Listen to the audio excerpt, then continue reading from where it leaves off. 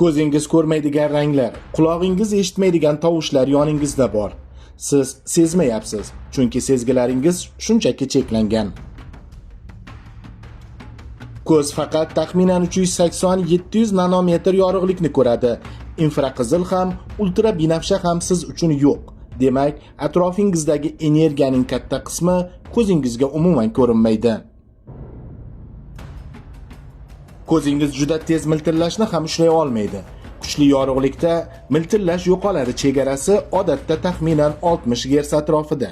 Shuning uchun ba'zi odamlar tez miltillovchi chiroqlardan bezovta bo'ladi, boshqalari esa sezmaydi.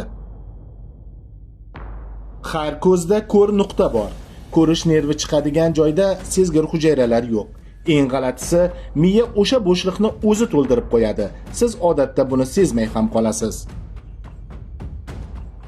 Inson qulog'i odatda 20 Hz dan 20 ming Hz gacha eshitadi, lekin yosh o'tgan sari yuqori tovushlar yo'qolib boradi. Ya'ni ba'zi tovushlar aslida bor. Sizning qulog'ingiz ularni qabul qilmaydi xolos. Burningizda taxminan 400 ta hid retseptori bor, lekin har odamda ularning ishlashi turlicha bo'lishi mumkin.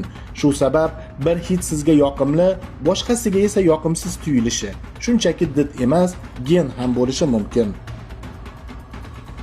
Til faqat 5 ta asosiy ta'mni ajratadi: shirin, nordon, sho'r, achchiq va umami. Achchiqlik, ya'ni qalampirning kuydirishi esa ko'pincha ta'm emas, og'riq retseptorlarining signali.